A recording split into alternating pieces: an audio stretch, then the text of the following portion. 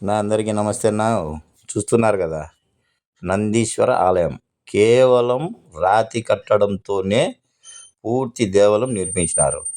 ఇది ఎక్కడో కాదన్నా, మామూలుగా ఇటువంటి శివాలయాలు చూడాలంటే కర్ణాటక, బద్రీనాథ్, మళ్ళా మన రాష్ట్రంలో నంద్యాలలో మహానందిలో ఏమో ఉన్నది.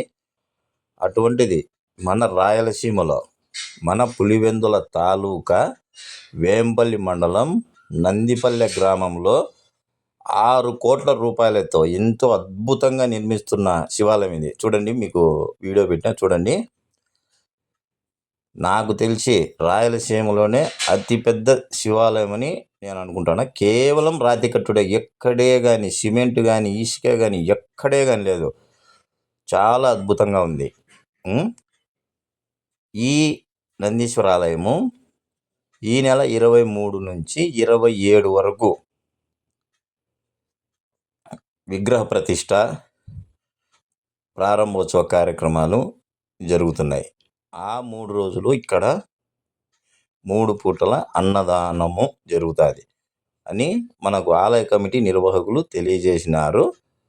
భక్తాదులందరూ వచ్చి అన్నప్రసాదాలు స్వీకరించి ఆ శివుని కృపకు పాత్రలు కావాలని మనకు కమిటీ సభ్యులు తెలియజేశారు. ఈ ప్రారంభోత్సవ కార్యక్రమాలకు మన మాజీ ముఖ్యమంత్రి వర్యులు వైఎస్ జగన్మోహన్ రెడ్డి గారు, అలాగే కడప పార్లమెంటు సభ్యులు వైఎస్ అవినాష్ రెడ్డి గారు 25వ తేదీ ఈ కార్యక్రమంలో పాల్గొంటారు. అలాగే ఎమ్మెల్సీ రాంగోపాల్ గారు, పులివెందుల నియోజకవర్గ టీడీపీ ఇన్ఛార్జ్ బీటెక్ రవి గారు కూడా ఈ ఆలయ ప్రారంభోత్సవ విగ్రహ ప్రతిష్ట కార్యక్రమంలో పాల్గొంటారు.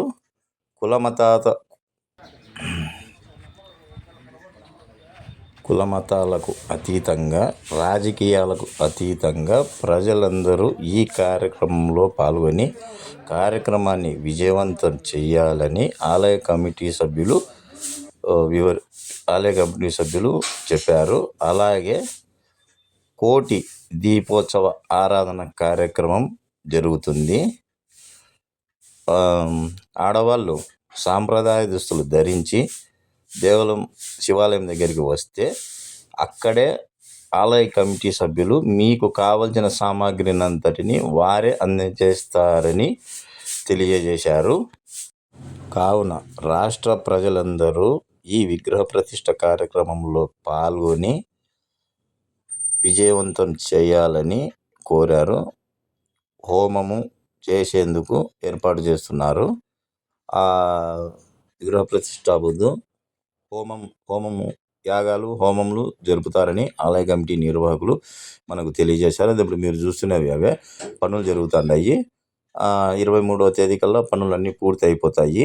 పూర్తి అవ్వగానే కార్యక్రమం మొదలు పెడతారు.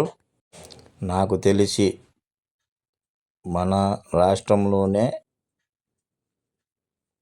అతిపెద్ద రాతి కట్టడ శివాలయము ఇదే అని అనుకుంటున్నా.